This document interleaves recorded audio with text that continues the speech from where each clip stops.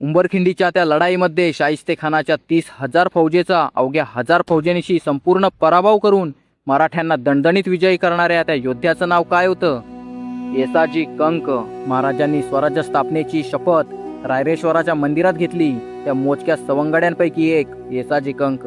स्वराज्य निर्मितीच्या कार्यात त्यांनी दिलेल्या योगदानाला तोड नाही. इसवी सन 1676 साली राज्याभिषेकानंतर छत्रपती शिवराय दक्षिण दिग्विजय या मोहिमेसाठी गेले. त्यावेळी आदिलशाही संपवण्यासाठी त्यांनी हैदराबादच्या गोवळकोंड्याच्या कुतुबशहा तानशहाची हातमिळवणी केली होती. बागानगरीत शिवाजी महाराजांचे जंगी स्वागत झाले. कुतुबशहा तानशहासोबत त्याचे सल्लागार मादण्णा व त्याचा भाऊ आकण्णा, तर महाराजांसोबत सरनोबत हंबीरराव मोहिते, येसाजी कंक आणि प्रमुख सरदार सूर्याजी मालुसरे, आनंदराव मकाजी, मानाजी मोरे, सर्जेराव जेदे, बालाजी ढमढेरे, सोनाजी नाईक, दत्ताजी त्र्यंबक व प्रल्हाद पंत या सर्वांनी दादमहालात प्रवेश केला.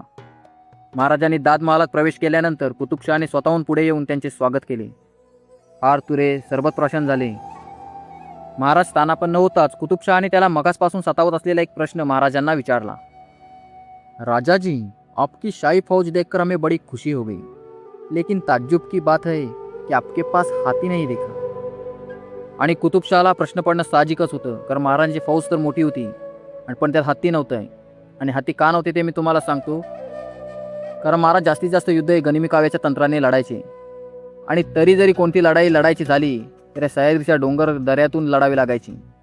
आणि घोडा प्राणी चपळ असतो आणि त्यात मावळेही खूप चपळ होते. मात्र हत्तीचा जर समावेश केला असता मराठ्यांच्या फौजेमध्ये तर मराठ्याची गती ही मंदावली असती. आणि सह्याद्रीमध्ये युद्ध लढायचे असेल ते गनिमी तंत्राने तर त्यासाठी हत्तीला फौजेमध्ये अजिबात जागा नव्हती. मात्र कुतुबशहाचा हा प्रश्न ऐकून महाराजांनी स्मितास्य केलं आणि म्हणाले, नहीं नहीं तानशाहजी, हमारे पास 50,000 हाथी है. म्हणजे असं की हमारा एक एक सिपाही हाथी के बराबर आहे. हे ऐकून कुतुबशहाला आश्चर्य वाटलं. तो थोडा हसतच म्हणाला कि एक इंसान और वो भी हाथी के बराबर. त्यावर शिवाजी महाराज म्हणाले, अगर आमच्या माणसाची ताकद तुम्हाला आजमावायची असेल तर हमारे सामने खड़े हुए आदमियों से आप कोई भी आदमी चुन सकते हैं कि जो हाथी के साथ जंग करे. महाराजांनी मोठ्या आत्मविश्वासानं सवालाला जवाब दिला. महाराजांचं हे प्रत्युत्तर ऐकून कुतुबशहा भलताच बावचळला. पण त्याचा अजूनही या गोष्टीवर विश्वास बसत नव्हता की एखादा माणूस हत्तीला टक्कर देऊ शकतो. त्यामुळे त्यांनी महाराजांच्या शिलेदारांना आजमावायचं ठरवलं. त्यांनी महाराजांच्या भोवती उभ्या असणाऱ्या माणसांकडे नजर टाकली. येसाजीच्या बलदंड शरीरयष्टीने कुतुबशहाची नजर रोखली. कुतुबशहाने हत्तीशी मुकाबला करण्यासाठी येसाजींची निवड केली. येसाजींनीही न डगमगता आव्हान स्वीकार केले. महाराजांनी एकवार येसाजींकडे पाहिले आणि नजरेतून त्यांच्या निडरपणाचे कौतुक केले. येसाजींनी देखील मान हलवून जणू महाराजांना वचनच दिले की महाराज निश्चिंत असावे, विजय आपलाच आहे. येसाजींचा हत्तीसोबत झुंजण्याचा दिवस ठरला. किल्ल्यामागील पटांगणात मादण्णाने गोलाकार माळे रचून त्यावर नागरिकांनाही झुंज पाहण्यासाठी बिछाईती अंतरल्या. महाराजांनी तानशहासाठी एका खास माळ्यावरती शामियाना उभारला. झुंजेच्या दिवशी नागरिकांनी माळ्यावर गर्दी केली होती. शामियानात बसलेल्या महाराजांच्या चरणी येसाजींनी स्पर्श करून आशीर्वाद मागितला आणि नंग्या समशेरीनिशी पटांगणात उतरले. एवढ्या साकळदंडांनी बांधलेला तानशहाचा मदांग हत्ती 25 हप्त्यांनी पटांगणात आणला व त्याचे साकळदंड तोडून ते निमिषार्ध माळ्यावर जाऊन बसले. हत्ती आणि माणसाची झुंज कसं शक्य आहे? नागरिक आपापसात चर्चा करीत होते. पण महाराजांच्या माणसांना हे शक्य होतं. आता कंबर कसून येसाजी पटांगणात उभे राहिले. हत्ती येसाजींना पाहून चवताळून आला. त्या क्षणी येसाजींनी डाव्या अंगाला छलांग मारून हत्तीला हुलकावणी दिली. नागरिक श्वास रोखून पाहत होते तर तानशहाच्या कपाळी घाम फुटला होता. तो जवळजवळ ओरडलाच, सुभान अल्लाह, हे मैं क्या देख रहा हूं. हुलकावणी दिल्यामुळे हत्ती सरळ पुढे गेला होता. तो माघारी वळला. फिरून पिसाळून त्याने येसाजींवर चाल केली. ह्याही वेळी त्याने हत्तीला चकवले. सरळ लढण्याऐवजी ते हत्तीला लिलया खेळवत होते, खिजवत होते. तसतसा हत्ती बेफाम होत होता. आता येसाजींनी हत्तीला धडक दिली. तानशहा थरथर कापू लागला. नागरिकांच्या अंगावर रोमांच उठले. सह्याद्रीच्या दऱ्याखोऱ्यात मातीत कमावलेल्या या बलदंड शरीराचा धक्का बसताच क्षणभर हत्ती जागेवरून हल्ला. धडक दिल्यासरशी हत्तीने येसाजींना सोंडेत पकडले, परंतु मोठ्या शिताफीने येसाजी सोंडेतून निसटले.